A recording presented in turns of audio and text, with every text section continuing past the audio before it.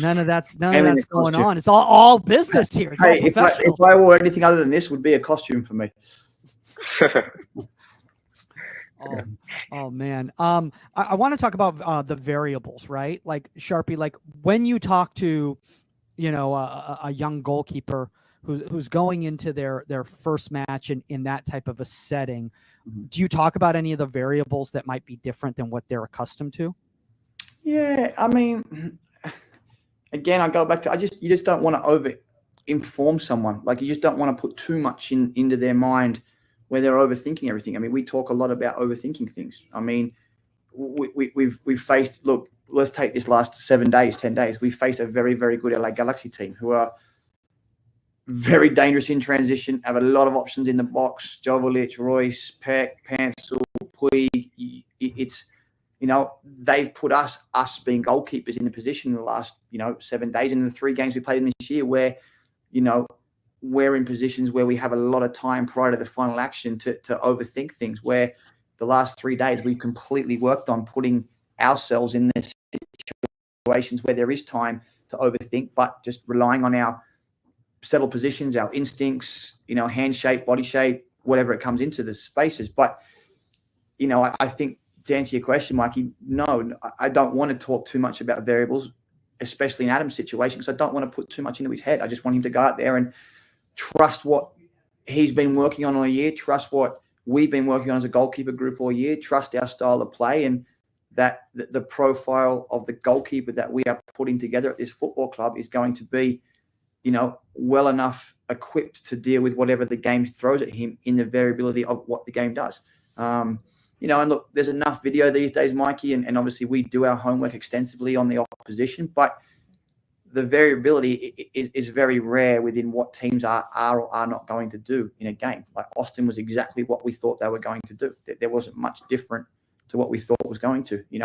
LA Galaxy have been exactly the same in the 3 games we played them this year. Whether they're different tomorrow night because they're looking for a different change-up, we will see.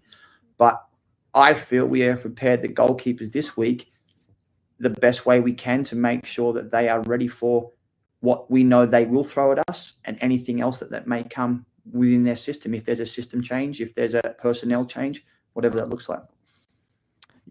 In regards to like the variables and everything like that, like, so let's not talk about like, preparing for these variables, but Adam, was there anything just speaking freely, like that you experienced during that game against Austin that either you didn't expect from an intangible standpoint, maybe the atmosphere, maybe how you felt emotionally or anything like that, that's going to better prepare you for your next first team match? I would just say the atmosphere and things like that. For me, I had a kind of nervous expectation. I wasn't sure what it was going to feel like, and it was almost a calming factor for me. Helped me focus in, and like Sharpie said, the overthinking and the thoughts that you have. For me, it helped me focus in that present moment, and that for me was a little bit of a surprise because I wasn't sure what it was going to be like, and with an atmosphere like that. But it relaxed me and really helped me focus. I think one of those things, Sharpie, how you talk about obviously the difficulty of when you have a goalkeeper that's splitting time and you consider they're your number 2, but you also want them to get reps. If Adam had just been with Rapids 2 the entire season, he wouldn't have been as familiar of the environments that he'd be going into, right? Mm-hmm. Yeah, look, I think too, this is part of the systems you put together at the club. I would never put unless it was absolute dire straits. We were 3 goalkeepers down, and young Zach was the next man up. But I don't think we'd ever put a goalkeeper in a situation, or a player for that matter, in a situation where they don't know the style of play. They don't know the expectations of the goalkeeper within our style of play. They're not familiar with what we're asking of the goalkeeper. It just wouldn't be fair on them. We have quite often 4 of the boys training with us on a daily basis, and that obviously too, young Zach has to prepare for his games for Rapids too, also, all the 18s, wherever he's playing on the weekend. But they will often see Tuesdays, Wednesdays, and sometimes Thursdays with us during the week, so they are getting up to speed and becoming familiar with what the boss is asking in the first team environment as well. And it can be slightly different in the second team. Their style of play can be slightly different, obviously based on personnel too, whether we're giving them players for the Sunday game or they're going with all the R2 boys and some of the academy mixed lads, which is obviously wonderful for those goalkeepers because you're getting a nice mixture of guys and you have to manage certain pots of people. But again, for me, if we felt that one of the boys was going to be or has a chance of playing with us, they need to be in that environment and feeling the pressure of the experienced players around them, the Georgies, the Maxus, the Reggie Cannons, the Keegan Rosenberrys, these types of guys, and making sure that they've got a nice sense and a nice feeling for those. And obviously that those boys trust what's behind them as well, which obviously seeing Adam and being with Adza all year, they very much do. So let's kind of get back to these training sessions and everything like that right here. Adam, just out of curiosity, did your reps change at all during the week, or were they about the same? What do you mean?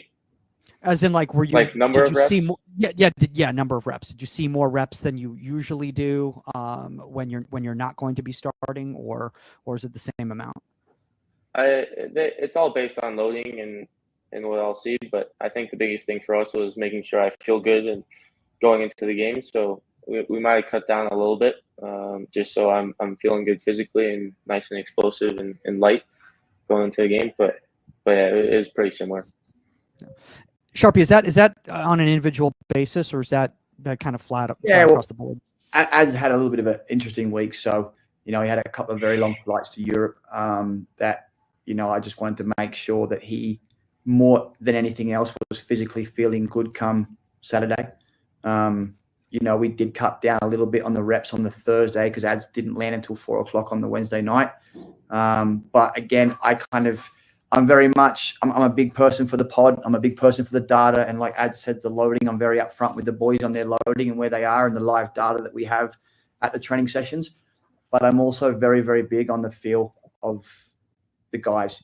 I will ask them to a point where they probably, get sick of me during the session. But in Adam's situation, like, Ads, how you feel? Feel all right? Yep. Legs are good. Yep. No, I'm heavy. Yep. Whatever it is. I just need to know I'm that person who wants that feel. If at any point I feel like I can see that they're lagging a little bit, done. Perfect. No problems at all. And I think, again, that goes back to the beginning of the conversation. That's the trust that I have with the guys and they have with me. But, we're fortunate enough to have the live data, and I know exactly where I want the boys on any given day. It's all premeditated. And obviously if they are not playing on the weekend, the 2 and the 3, I can afford to give them a little bit more throughout the week. And sometimes we adjust it. And look, sometimes for Zach and Ads and Ethan, like Zach will go, no, I want one more. Give me one more.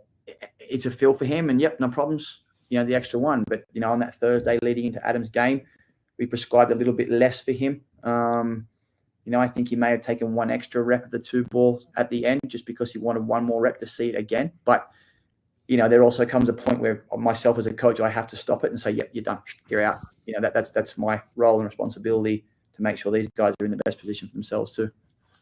Yeah. And kind of getting back to kind of some of these sessions here, if we're getting back to here or everything like that, like Adam, when you had the discussion, when you found out that you were going to be starting, were there any specific things? Like, I know you said you wanted to keep the same routine and everything like that, but were there certain areas that you said, personally, I want to focus on these things to prepare myself for that match on decision day? Or, I mean, obviously you trust Sharpie and you trust, the scouting of Austin and everything, but from a personal standpoint, was there anything you were like, oh, I really want to make sure that I'm in tune with this? I would say it, like you said, is trusting Sharpie and what he thought would I would see on the weekend, and training those things throughout the weekend. But I feel like the biggest thing for me was getting the timing right, feeling good, physically and mentally, just going in feeling sharp, clear decisions on everything, and yeah, just a feel good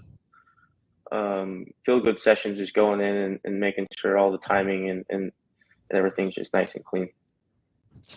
Yeah, I love what you said right there, Adam. And it's like, Sharpie, I think this is something to really share with a lot of young coaches out there, is that make those goalkeepers feel confident going into that match. as opposed to if this was 4 months earlier and they're not playing, it could be different coaching behaviors. But that week is about making sure that they feel comfortable for that match. Yeah, for sure. And I think, look, as you get, for myself, as you get more experience, you get older, you realize, certain sessions are going to create success. Certain sessions are going to create failure.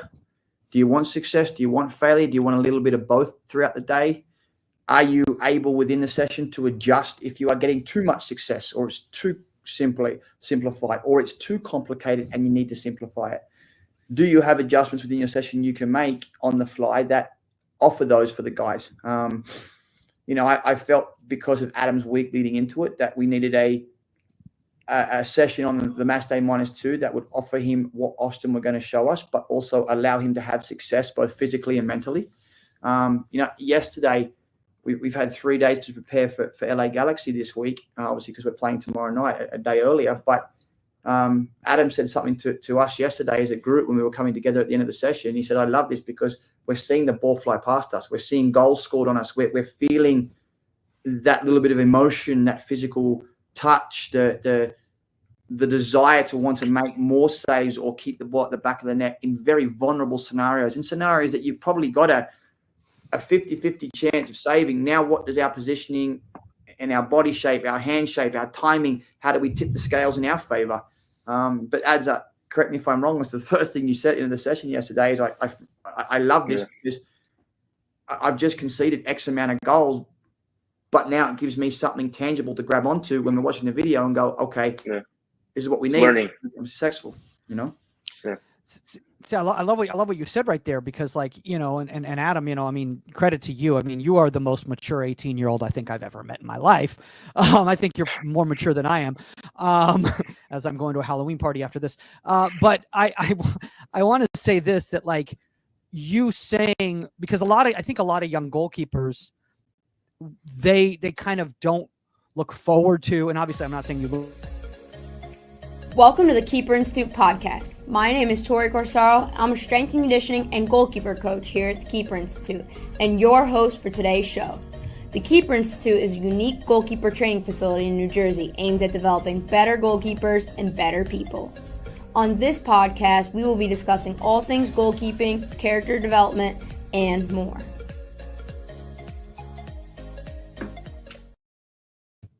Welcome back to another episode of the Keeper Institute podcast. I tried to beat you to the punch. We were in sync. It's just because you wanted me to stop talking. Do you think our audience is they fast forward through the air horn because they know it's going to happen every time, and they're like, I just can't hear them talk about the air horn anymore? Could be. I'll never get sick of talking about the air horn. Yeah, me either. I'm with you on that. That's what I said, people. If you don't like it, don't listen. Just kidding. Please listen. Okay. Enough about the air horn. We're going to get into our topic. Obviously, if you know TKI, you know that we love shot prevention. We love preventative goalkeepers. And today we're going to tell you why. And we're also going to tell you, obviously, the benefits of it. But we're going to talk to you about kind of some decision making you can do, some ideas you can bring into your game to help you be a more preventative goalkeeper. Because it is something that with the way the game evolves, the way the position evolves, we found it make a lot of our goalkeepers all the way from youth to pro super, super successful and just limiting opponents' chances. Yeah, I mean, Tor, I think now more than ever, the goalkeeper position is the most important that it's ever been, because there's so many different tasks that we are responsible for, and so many different ways to interpret the position, right? And we want to make sure that we provide you guys, as the goalkeepers, as many tools as you could potentially have in your tool belt so that you can fit your game into any strategy that your coach employs. So you can come to TKI and use those strategies no matter if you play at Auburn or you play for Gotham or you play for Chicago, which all play in different ways and different capacities, but you could still play within any team, right? And let's relate it to the women's game right now in the NWSL. Ann Katrenberger plays for Gotham. There are only a few goalkeepers in the world that could play for Gotham. However, Ann Katrenberger is one of those goalkeepers, and she can play on any team in the world because she has a very wide skill set, right? So we talk so much about shot stopping, and that's our main priority. Yes. But what's the best way to save a shot or to get a clean sheet or not concede goals is to not face the shots. So how can we prevent those high quality scoring goal opportunities is what we want to talk about today, and something that we are so passionate about.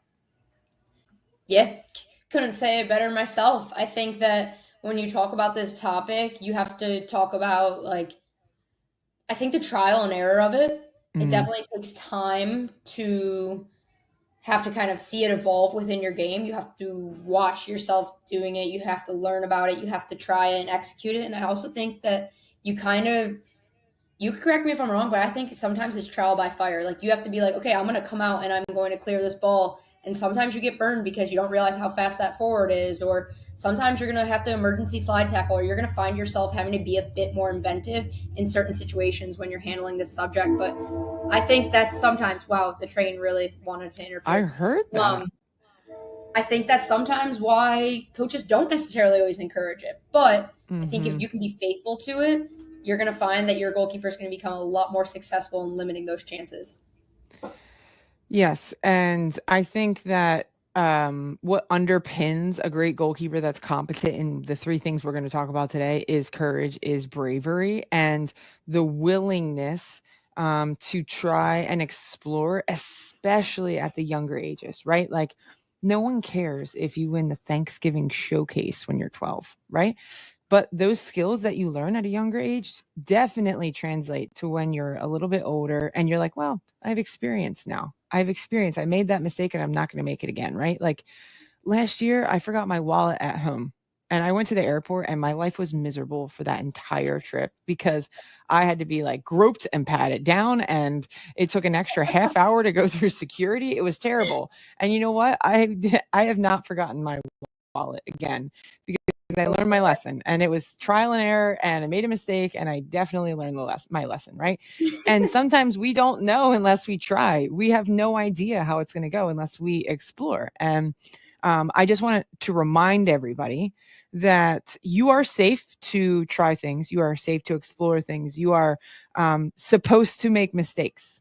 You are supposed to make, it is implied that while you're learning, that you're going to have some hiccups along the way, and you're going to reflect and be like, that didn't really work out as what I initially thought. However, I made the best decision in the moment that I possibly could. Next time, I'll be more informed, and it is okay to be a work in progress. I still am. I'm going to be 40 next year. I'm a work in progress, and we have to have some grace for ourselves. Yes. Amen. Without further ado, let's get into this list. Number 1, what do I do? Number 1, let's work on preventing opportunities by protecting the space behind our back line. So let's say that the ball is either with our team or the opponent has the ball somewhere in our team's attacking half. So our jobs become 3 things. 1, protect the space and behind the back line. 2, communicate to limit opponents' opportunities. And 3, position so that if our team does get possession, that I could be an outlet or support the attack, right? So what that implies is that if the opponent has the ball outside shooting range, I am in a position that puts me in a position that I can potentially come out and clear the ball, pass the ball, head the ball, all the things in phase 1. Or if they play the ball into that space, that I would then be able to drop and still protect the goal area, right? Because let's say I'm 40 yards off my line. If I don't win that initial ball, I'm not going to be able to protect the goal.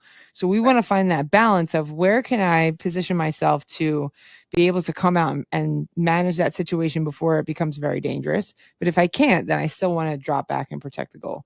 And I think that takes exploration. And I think it's different in each circumstance.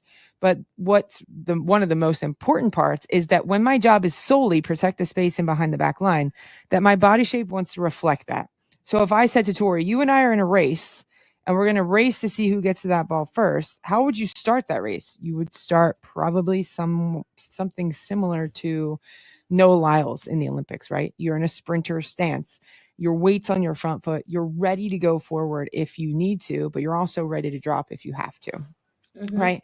And this kind of falls in line with our first rule of possession, out of possession. It is prevent when I can, react when I must. So my vertical positioning, your vertical positioning might be different based on our skill sets and comfortability and team strategy, XYZ. But if I can prevent an opportunity, I want to do that. If it's within my skill set, if I have to, then I want to react. I think this is huge, and it's something that, a lot of goalkeepers, coaches, whether it's at the youth level or even as kids start to get a little bit older in high school, their coach is saying, stand higher, come higher up, come higher up. But I think what holds goalkeepers back is they're not really sure what they're supposed to do there. There's a nervousness about well, when we lose possession of the ball, do I immediately drop? So I think this is a really great rule of thumb or outline for them of you're higher so that you can be an option in possession if our team regains possession, or you're higher so you can limit that chance, come out, but you're not so high that you don't feel like you can retreat if need be. So Right. I think this kind of labels it out for them quite well.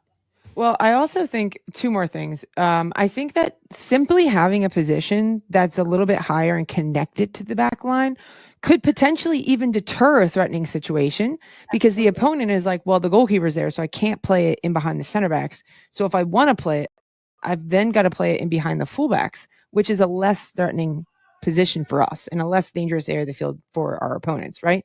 Go ahead, have the ball behind my fullback, because that will give us time for our center backs to get back, for me to get back in a position, for us to delay the attack and then get numbers back behind the ball, right?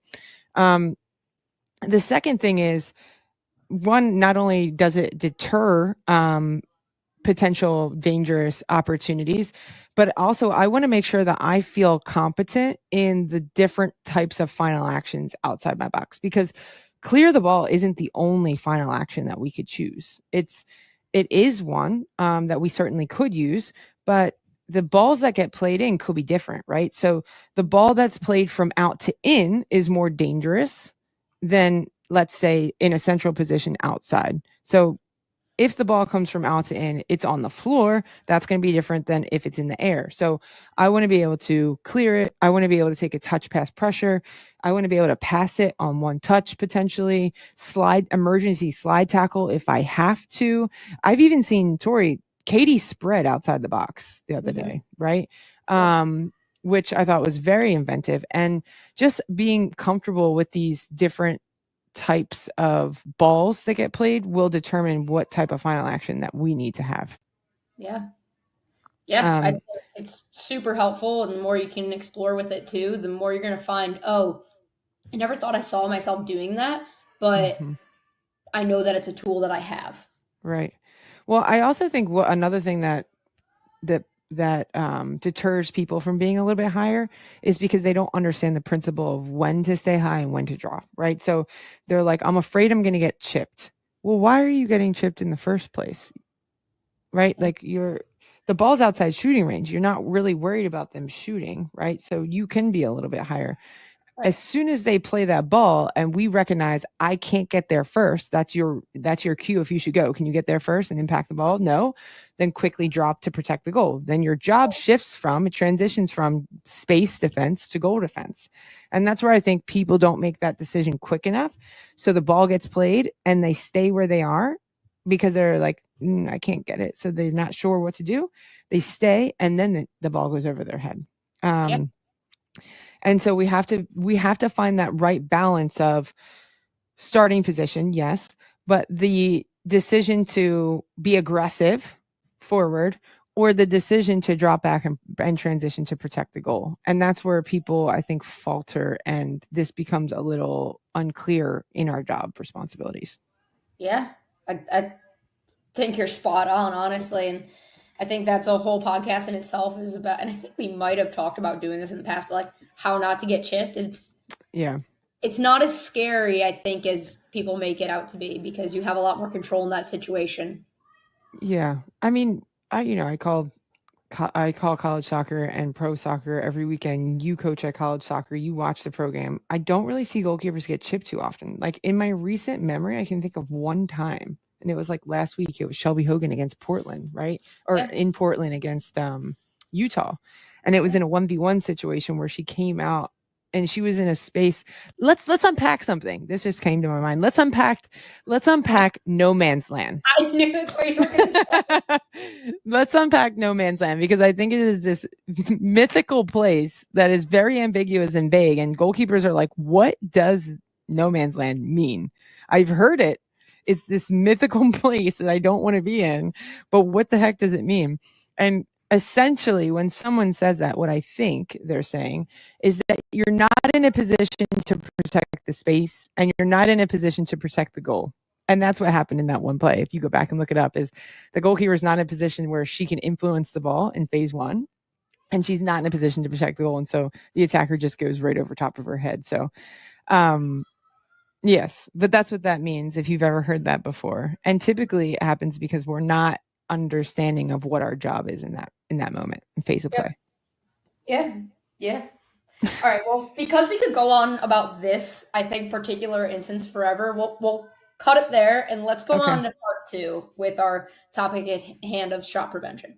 Okay, so number 1, protect the space behind the back line. Number 2 is protect this space in the goal area. So deeper crosses, end line services, shallow crosses, corner kicks, any of those services in the box. If we can prevent a header, a volley, a scrum, all these bodies in the box that potentially could take deflections and ricochets, we want to do that. So what becomes really important in protecting the goal area initially, what I think is the most important part, is our position. So many times we see goalkeepers just get like sucked to that near post. Yeah. And so then it makes it more difficult for them because they've got to travel a further distance to impact the ball. But the better we get at protecting the goal area, the further the opponent has to serve from goal, which makes their opportunity less likely to be as threatening, right? I don't want to face a shot 3 or 4 yards from goal if I don't have to. I want 7, 8, 9, 10 feels a lot better to me than 3 or 4. So the better we get at protecting the goal area, the more comfortable we feel at punching, the more range we're going to have, and we're going to force our opponent further from goal. Yeah, I think this is one of the biggest areas of growth for goalkeepers that we work with. I don't know if it's just like a topic that it's hard because you don't see it as much as a youth goalkeeper, and then all of a sudden it's like you're starting to see it. But as you transition from one level to the next, I think teams get better and better and try to do this a lot more. So it's an area that is super important for goalkeepers if they do want to try to be more preventative. Yeah, for sure. And I think as well as if we feel more comfortable coming out to protect the goal area, typically our opponents are serving into that area because they've got numbers. And if we can come out and secure possession, then there's a potential for counterattack opportunities because the opponent has a lot of numbers pushed forward, which is another benefit. Yes. And we're now to number 3. That was simple. That one was sweet. Number 3, which isn't always the most simple or sweet, is retaining possession. So 3 ways for you to be more preventative is 1, to protect the space behind the back line, 2, protect the goal area, and 3, help maintain possession. So this, I think, is where the position probably has evolved the most, even in like the last 5 years. And I think where we start here, Tor, is we talk about what does it mean to be good, quote, good with your feet. Yeah. Quote, good with your feet. So if we can help our team retain possession, then the opponent can't score. Right? So it makes it harder for the opponent to score. They can't score if they don't have the ball. So if we can help our team retain possession, then it is, in essence, a defensive measure.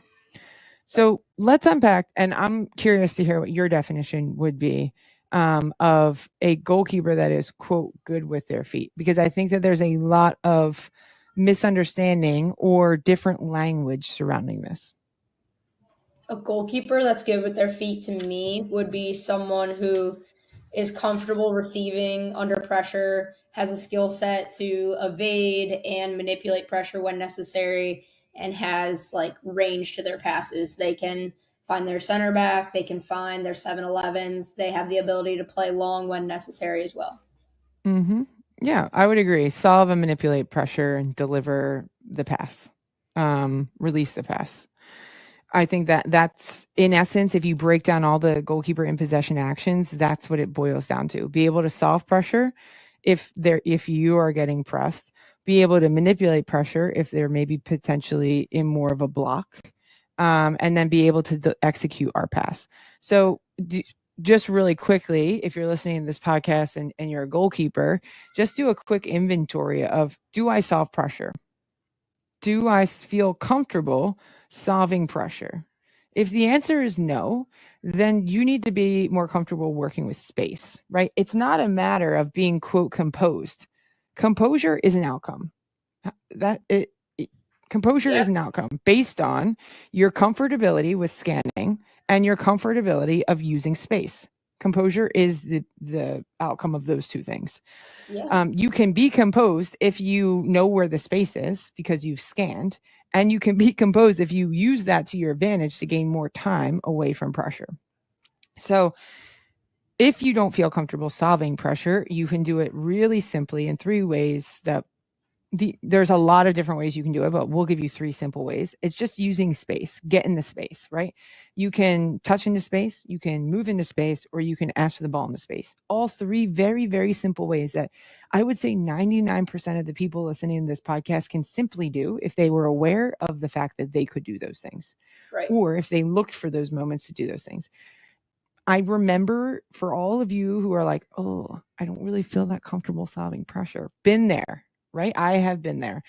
I remember thinking in games like, oh my gosh, please don't pass the ball back to me. And please, for the love of God, do not pass it to my left foot. Right? I remember that. And like, you really can't compartmentalize confidence, right? If you're worried about this one thing, you fully can't be your best self and your most confident self if you're worried about something happening, right? So if you're in training, this is my suggestion. You don't need to go out and work on your first touch. I don't think you need to do that. I think you need to, in training, be more aware of your surroundings. So scan for pressure and space and where are your options. You don't always need to know where you're going to release the ball before you receive the ball. But you do need to know where you're going to receive the ball into, right? So let's say pressure is coming from my right-hand side. I don't need to know if I'm going to deliver the pass to a 7-11 or a 6. I do need to know, however, where the opponent is and how I can receive the ball to set me up for my next action. So move into space, ask into space, touch into space. Those are going to be your 3 tools that will help you so much more when you're trying to solve pressure and hopefully retain possession for your team. And they're building blocks, right? Like, you can use those things to help you get comfortable with this in the first place, but then you can use those things to just be super deceptive or to increase the tempo which you're playing at, or just to be that constant option for your team, and you can stack them too, right? I can change my angle of support outside the frame of the goal, and if there's no pressure to my right-hand side, ask for it into space, and now all of a sudden just bought a bunch of time and freedom to find the highest value pass. So I think the more comfortable you get with those things, the more you start to either stack them or use them in conjunction with other things that just make your in possession game way harder to read and more accurate for your team. Yeah. I just really quick, I want to remind everybody that although those 3 things conceptually are simple, it is a little bit harder to apply them within your training when you're first starting. But when you're first starting, you're like, oh, this is very overwhelming. But just start somewhere. Just think, okay, I'm just going to scan to see where the opponent is every time. And today I'm going to scan to see where the opponent is, but I'm going to try to use touch into space as a way to solve pressure. Just simply try and put it out there. Tell your coach, like, hey, Jill, Coach Jill, I'm really working on trying to solve pressure. So today I'm really focusing on taking my first touch away to evade pressure into space. Can you give me some feedback on that at the end of the day? Or just so you know, just so you're aware of it, I'm trying that today, and talk about it. Like, literally talk about it, envision it, watch the game, like the pro game, and look for moments that the goalkeepers take a touch into space. Just simply doing all that, you're going to incrementally get better over time. And it's not a quick fix. It's not, oh, I'm aware, I'm going to be able to do it tomorrow. However, you got to start somewhere. And simply by just being more mindful of it and talking about it more and being more curious about it, it's going to help you. And guess what? You are going to be having more clarity. The more you talk about it and the more you try to figure it out, and clarity leads to competency, that I feel more comfortable doing this, right? And when you feel more comfortable doing things, you're more confident. So clarity, competence, confidence, you're going to do things more often when you're confident. There you go, Tor. You said that, and something we did recently together, and I wrote it down. I was like, that's brilliant. And I just stuck it to the wall in front of me. So as you're saying it now, I'm like, oh, this is great. This is great. And yeah, I just think that confidence is, we talked on a couple podcasts ago about the rewards program for Duncan, right? It's the same thing. Like, wow, I'm so much more confident with the ball at my feet, like solving pressure. What else could I do? What else can I do? That confidence and that competency rolls into like this more of a curiosity to your game of like, well, I've really improved in this area. Hey, I can really improve in other areas too. And it makes you feel more empowered of like, wow, what else could I do with my game? And like, maybe I can take my game to heights that I never truly believed that I could. Right. And I just want to remind everybody that when you guys are on that journey where you're really pushing yourselves to get out of your comfort zone, you're not alone. And like, there's a lot of people that want to help you and support you along that journey. And it's really hard. It's really hard to make mistakes and to grapple with those mistakes. And it's really hard to make those mistakes in front of your peers, in front of your coaches, in front of your family, in front of college coaches. It's really hard. But you guys can do hard things. Like, you guys can do hard things and start with it in training. You don't have to just go out and immediately apply it to games, but just start thinking about it, start trying, start looking for those moments. And eventually over time, you're going to be like, wow, I've really improved. You know, what's helped me as a coach is because I know that like insecurity in particular of like doing it amongst your peers, and like, I think about like 5v5 or when we're playing in the field, players are like, give me the ball, give me the ball. Like, they're just kind of like always in the goalkeeper's face for some reason. I started when I wanted my goalkeepers to be working on something specific, saying to the team, hey, I've asked them to try to manipulate pressure today. So that means they're going to call the shots more or less, or I've asked them to use touches into space. And when I did that, I actually found that it gave the goalkeepers more freedom because they weren't as worried about what their peers were thinking because I already took care of their peers for them. And if they had a problem, I told them to come talk to me. So I think it kind of just set up a little bit of a grounds for them to explore a little bit more. So if you're a coach listening, I found success with that. It doesn't mean that it's going to work every time, but I do think it opens the door for a little more freedom. I totally agree with you, Tori. And I can even share my experience with that. Is I felt like when I was with the national team that I just tried to hide my deficiencies as much as possible, right? In training and in games. I just try to hide them. Like, let's not show everyone that I cannot strike with my left foot, right? And so by doing that, I never worked on it. And so I never got better at it, right?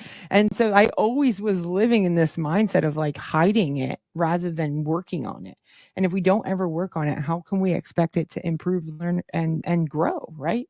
So yeah, I think probably just having a radical acceptance for outcomes when you're trying things is probably one of the best skills that you could have, because that is a skill. Like having a like, I'm just going to let loose today and try and explore and experiment and then be brave. And if it doesn't work, it doesn't work. But that's a skill that is refined over time and consistently challenged. But if you can develop that skill, I think that the heights of your game are truly boundless for a lot of people. Yeah, you are so correct. And I think what a great way to sum up this podcast, because I do think that kind of goes with all 3 points. These are not easy things to do, right? We can put them into a box and categorize them like, here's what you should do in this situation, this situation, this situation, and here's how you can be shot preventative. But it all comes down to decisions, and decisions that you're making in seconds, sometimes milliseconds, right? So I think it's a tough topic, and there are these 3 main points that hopefully are now helping you kind of understand and conceptualize the like prevention a little bit more. But give yourself patience as you're trying to learn and incorporate these things, because they do take time to see. And I think the more you put yourself in those situations, the more you're going to grow and kind of build your skill set with them. Yeah, totally agree. And just one more friendly reminder is that you are not your performance, that your worth and value aren't attached to your performance, but your worth and value do have a lot to do with your character, your bravery, your courageousness, your resilience, how you show up in the world when things are really, really hard. Those are the things that actually determine who you are as a person, not how you perform. Yeah, absolutely. I love that. Snaps to that. Yeah, I mean, I got to tell myself that every day because I'm constantly trying to challenge. Like, I'm more than my performance. I feel you. Anyway, It's a lesson we and keep learning, Jill.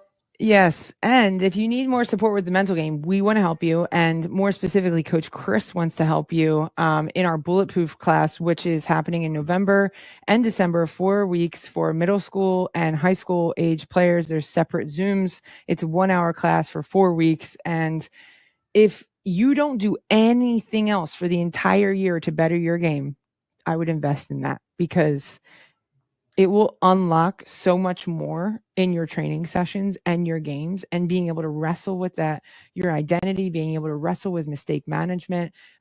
Those are the invaluable skills that a goalkeeper needs to have to succeed at the next level. Love it. All right. Love it. Do you have a question this time, or would you like me to go? Yeah, it's your turn. Yes, good. I was hoping you'd say that. So I have a question for you. I need you to put yourself in the shoes of a youth goalkeeper. Mm-hmm. Okay.